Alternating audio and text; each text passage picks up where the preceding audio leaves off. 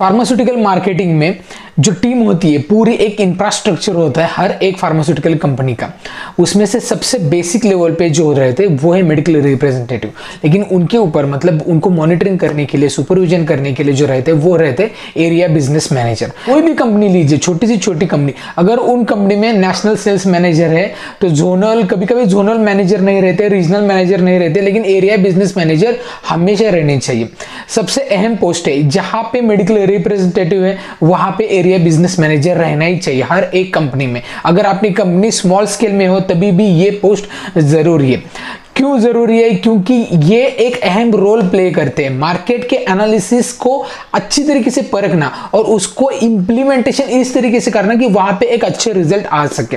ये पूरा एनालिसिस करना और वो काम करवा के लेना आपकी टीम से, तो वो अहम काम रहता है एरिया बिजनेस मैनेजर का। सिर्फ आपके गाड़ी के पीछे बैठ के सारे विजिट करके कॉल हो गए कि नहीं ये पूछना, कॉल पे पूछना है कि कहाँ पे हो, या फिर छुट्टी नहीं मिलती, छुट्टी देते भी नहीं कई कबार, बहुत बार तो आपसे काम करवा के लेते हैं, लेकिन that is the not only there part. ठीक है, तो आज जानेंगे एरिया बिजनेस मैनेजर का रोल फार्मास्यूटिकल मार्केटिंग में कितना अहम है। नमस्ते दोस्तों, मैं आपका दोस्त अमित, आप सबका मेरे YouTube channel things by Amit में हार्दिक स्वागत।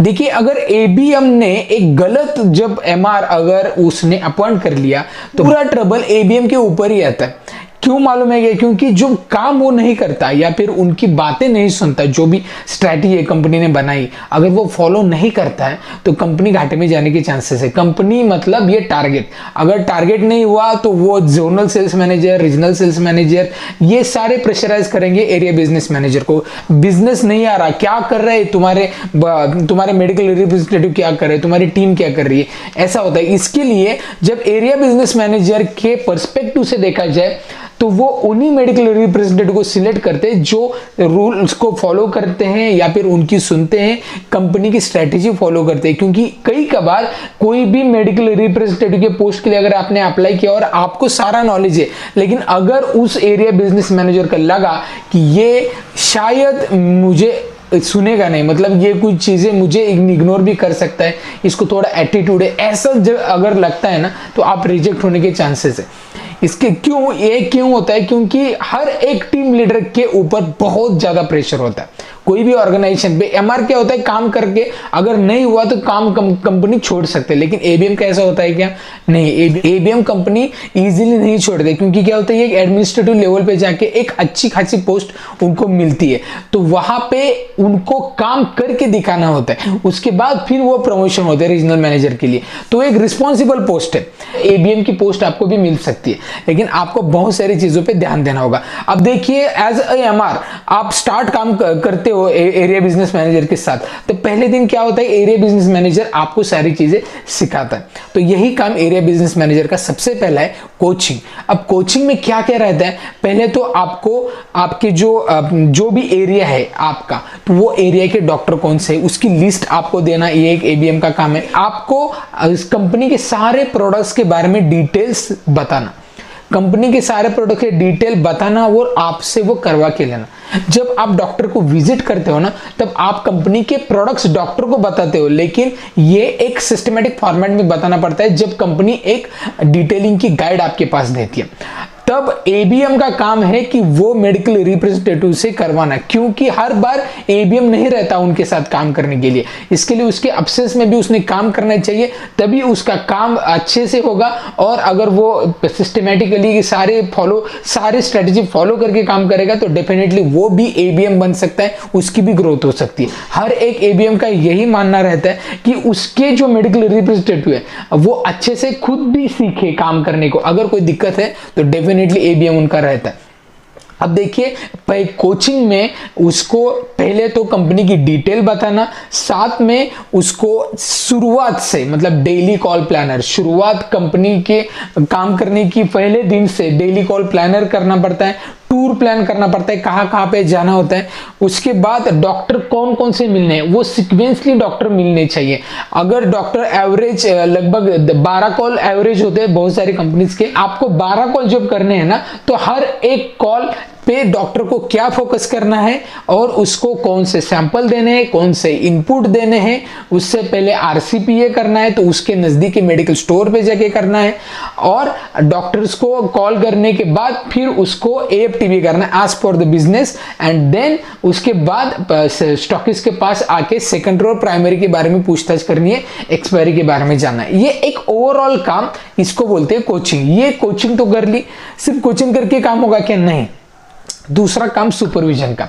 देखिए पहली बार एक हफ्ता तो एबीएम आपके साथ रहता है, अगर आप ज्वाइन होते वहां पे आपको सारे डॉक्टर से मिलवाता है, लेकिन नेक्स्ट टाइम आपको वो करना पड़ता है। तो दूसरी टाइम वो एबीएम आपको नहीं सिखाते, वो आप देखते हैं कि आप किस तरीके से करते हैं, तो ये काम रहता है सुपरविजन का। देखिए अगर आपने आरसीपीए एक डॉक्टर के नजदीक मेडिकल स्टोर है, वहां पे आपने आरसीपीए किया और आपने आरसीपीए करके डायरेक्ट डॉक्टर का कॉल कर लिया, तब एबीएम क्या बोलेगा कि मैंने तुमको क्या सिखाया? आरसीपीए करना है, कंप्लीट आरसीपीए करना है। नजदीक भी बहुत सारे मेडिकल स्टोर है, डॉक्टर की पर्ची कहीं पे भी जा सकती है। तब आपने देखा क्या उस मेडिकल स्टोर में जाके उसका आरसीपीए किया? नहीं किया। तो आपको नहीं किया है तो वो करना है। कई कबार मेडिकल स्टोर में जो रिटेलर रहते हैं ना, वो कई कबार बिजी रहते हैं, प्रिस्क्रिप्शन में देने में बिजी रह सकते हैं या फिर दूसरे ओटीसी कस्टमर हैंडल कर सकते हैं। तब आपको जाके इमीडिएटली पूछना नहीं, ये बीच में जाके कई कबार मेडिकल रिप्रेजेंटेटिव प्रेशर में आके पूछते हैं कि ये प्रोडक्ट्स हमारे आते हैं क्या, डॉक्टर लिखते हैं कि कितने लिखते हैं। कई कबार ना क्या होता है, रिटेलर है ना वो गलत भी बोल देता है। क्यों? क्योंकि उसको कस्टमर भी हैंडल करने पड़ते हैं, इसके लिए कई कबार एग्जैक्ट इंफॉर्मेशन नहीं मिलती। तब एरिया बिजनेस मैनेजर का काम रहता है कि वो एक टाइमिंग, किस टाइम को रिटेलर को बात करनी है वो कस्टमर पूरे करने दीजिए, उसके बाद आराम से बात कीजिए, नो प्रॉब्लम।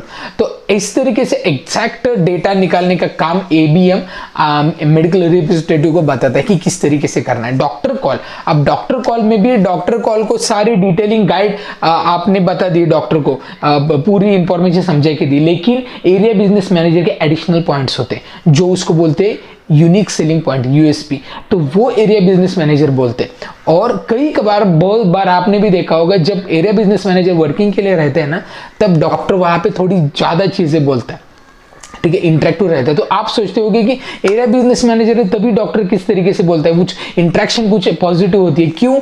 क्योंकि एरिया बिजनेस मैनेजर जानते हैं कि डॉक्टर से किस तरीके से बात करनी चाहिए, उनको क्या चाहिए एग्जैक्टली। तो यही चीजें आपको भी सीखनी है। तो एरिया बिजनेस मैनेजर का पहले तो कोचिंग आपको दिया है, उसके बाद सुपरविजन, उसके बाद थर्ड है उसका एग्जीक्यूशन। मतलब जो चीजें आपने गलत की, वो गलत चीजें जो होती है ना, वो चीजें सही करना अच्छी तरीके से। वो आपको डेमो भी दिखाएंगे, साथ में जो गलतियां है वो भी आपको बताएंगे, और साथ में आपको किस तरीके से अच्छा करना है ये बताएंगे। अब ये एग्जांपल बताता हूं आपको। अगर आपको कंपनी ने इनपुट दे दिया और आपने डॉक्टर को नहीं दिया, मान लीजिए पहले 15 दिन में इनपुट देना था, आपने नहीं दिया, और उसके बाद एबीएम वर्किंग के लिए आ गए और आपने बताया कि नहीं दिया, इनपुट नहीं दिया, तो एरिया बिजनेस मैनेजर आपको बता दे कि क्यों जरूरी होता है उसी टाइम को वही काम करना, क्योंकि आगे जाके आप फिर डॉक्टर का फॉलोअप ले सकते हैं उस मंथ में। देखिए पहले 15 दिन में इनपुट यूटिलाइजेशन होता है तो वो देना है, नेक्स्ट कॉल में आप डॉक्टर का फॉलोअप ले सकते हैं अच्छी तरीके से। इसके लिए जरूरी रहता है कंपनी की स्ट्रेटेजी फॉलो करना। देखिए कंपनी में जो प्रोडक्ट मैनेजमेंट टीम रहती है या फिर जो मार्केटिंग की टीम रहती है ना, जो मार्केट का पूरा एनालिसिस करते हैं, तो उन्होंने सारी चीजें बनाई रखती है, एलबीएल बनाया हुआ होता है, डिटेलिंग गाइड अच्छे से बनाई होती है, इनपुट बहुत एक्यूरेटली बनाए होते हैं। तो यही स्ट्रेटेजी आपको अप्लाई करना है। कंपनी है ना, वो regional manager, zonal manager, area business manager, सारे लोगों को वही बताती है, और एरिया बिजनेस मैनेजर आपको बताता है। इसके लिए कोई भी चीज जो भी एरिया बिजनेस मैनेजर बता रहा है, तो एबीएम की चीज आप लाइटली बिल्कुल मत लीजिए, क्योंकि वो कंपनी की स्ट्रेटजी है। जितने जल्दी आप सीखेंगे ना उनसे, उतनी जल्दी आपकी ग्रोथ हो जाएगी। लास्ट रूल रहता है एबीएम का इंप्रूवमेंट। अब इंप्रूवमेंट भी आप में आनी ही चाहिए, क्योंकि एक तो आपने आरसीपी अच्छे से कर लिया, डॉक्टर कॉल अच्छे से कर लिया, लेकिन कंपनी की टारगेट एनालिसिस भी करनी जरूरी है। कौन से प्रोडक्ट पे ज्यादा ध्यान देना है आपको, इंसेंटिव कौन से प्रोडक्ट पे, आपका टारगेट कौन सा है, कितना है, और प्रोडक्ट वाइज टारगेट कितना है, आपका पूल में आप काम कर रहे हैं, इंडिविजुअल काम कर रहे हैं, ये सारी चीजें बहुत ही ध्यान रहता है, जरूरी है कि वो एमआर को बताना। वो एमआर को बताते हैं सारी चीजें और उनसे एग्जीक्यूट करके लेते हैं सारी चीजें। तो परफेक्टली इंप्रूवमेंट लाना एमआर में, ये अहम काम एबीएम का रहता है। अब एबीएम आपकी रिपोर्टिंग, आप रिपोर्टिंग करते हैं एबीएम को, एबीएम क्या करता है, एबीएम खुद की एक रिपोर्टिंग और उनके एमआर की सारी रिपोर्टिंग ऊपर आरएसएम को भेजते हैं, आरएसएम भी ऐसे ही करते हैं। इस तरीके से एरिया मैनेजर का काम रहता है। अब एरिया बिजनेस मैनेजर का सिर्फ यही काम है क्या? नहीं, ये काम और भी है कि आप कंपनी की जो भी साइकिल मीटिंग्स है या रिव्यू मीटिंग्स है उसके बारे में पूरा डेटा बनाना, उसके बारे में सारी जानकारी एमआर को बताना, और कंपनी ने जो भी इंफॉर्मेशन डायरेक्ट डॉक्टर्स को दी है। एक्चुअली क्या होता है, एरिया बिजनेस मैनेजर के लिए कई कबार आपके पैच में अगर एक 150 डॉक्टर है पूरे डॉक्टर लिस्ट में, तो उसमें से 20 डॉक्टर या 30 डॉक्टर ये एबीएम के स्पेशल डॉक्टर होते हैं। क्या होता है, ये डॉक्टर्स एबीएम को मालूम रहता है कि इनमें पोटेंशियल है, तो एबीएम जब जब आपके लिए आपके साथ काम में आता है तब उन्हीं डॉक्टर को ज्यादा मिलने की कोशिश करता है, क्योंकि उनका एक अलग से टारगेट होता है। आपका टारगेट तो अलग है, उनका भी टारगेट अलग से होता है, क्योंकि वो उन डॉक्टर को फोकस करना है उनको, और वहां से मैक्सिमम सेल निकालना है। ये काम रहता है एरिया बिजनेस मैनेजर का। इसलिए कंपनी का जो मेन कोई भी एम्प्लॉय रहेगा ना, जो प्रोफेशनली काम करेगा, एडमिनिस्ट्रेटिव वर्क भी करेगा, तो वो है एरिया बिजनेस मैनेजर, और सिर्फ उसका एग्जीक्यूशन का काम रहता है मेडिकल रिप्रेजेंटेटिव का। सो आपका एबीएम जितना अच्छा है, जितना परफेक्ट है काम के लिए, जितना उसको एक्सपीरियंस है, उतनी आपकी कंपनी अच्छी रहेगी, उतने आप भी अच्छी तरीके से डेवलप हो जाओगे। एक बहुत ही इंपैक्ट रहता है एबीएम का जब भी एमआर काम करता है। तो एबीएम एक रिस्पेक्ट देना भी एमआर को एक एबीएम का काम है, उससे काम करवा के भी लेना एबीएम का काम है, और साथ में उसमें स्किल डेवलप करना, ये एक काम एबीएम का रहता है। जब कोई भी एमआर काम छोड़ता है ना, तो एबीएम उसका काम करता है, उस एरिया में जाना, उस सारे फॉलोअप करना, मतलब ये काम यहीं पे नहीं रुकता, उसको करना ही ये काम। ठीक है, आपको एमआर को एक बार एक्सक्यूज रह सकता है, वो कंपनी छोड़ सकता है, लेकिन एबीएम का ऐसा नहीं रहता। इसके लिए सेल्स का भी प्रेशर है, एडमिनिस्ट्रेटिव का भी प्रेशर, इस तरीके से दोनों हैंडलिंग करने पड़ते एक एबीएम को। सो आई होप ये रोल ऑफ एबीएम आपको समझ में आ गए होंगे। अब आपको अगर इसमें से इन डेप्थ नॉलेज चाहिए तो इसके लिए हमने फ्री वेबिनार भी रखा है इस संडे में। वो वेबिनार अटेंड करने के लिए गूगल फॉर्म है, ये गूगल फॉर्म फिलअप कीजिए, यहाँ से आप डायरेक्टली अटेंड कर सकते हैं, जो संडे को है वेबिनार सुबह 11 बजे। और अगर आपको सर्टिफिकेट कोर्स में एनरोल करना है, हमने जस्ट लॉन्च किया है certificate course in pharma marketing, जहाँ पे मेडिकल रिप्रेजेंटेटिव के लिए ट्रेनिंग के रिगार्डिंग इंफॉर्मेशन मिलेगी। अगर आप एमआर है, मेडिकल रिप्रेजेंटेटिव बनना चाहते हैं या फील्ड में काम कर रहे हैं, इंप्रूव करना चाहते हैं अपने स्किल, तो ये बहुत ही जरूरी सर्टिफिकेट कोर्स है, जहाँ पे आपको इन डेप्थ नॉलेज दिया जाएगा, एक ट्रेनिंग दी जाएगी, एमआर किस तरीके से डेवलप होते हैं और हर चीज में ध्यान दिया जाएगा। सो इसके लिए भी एनरोल करने के लिए डिटेल्स मैंने डिस्क्रिप्शन में दे दिए। सो आई होप ये वीडियो आपको अच्छा लगा होगा। वीडियो अच्छा लगता है, वीडियो का कंटेंट अच्छा लगता है तो वीडियो को लाइक जरूर कीजिए, चैनल को सब्सक्राइब करना बिल्कुल मत भूलिए, और ढेर सारे लोगों तक ये वीडियो शेयर कीजिए। तो इस वीडियो में इतना ही, मिलते हैं नेक्स्ट वीडियो में, तब तक बी हेल्दी बी हैप्पी।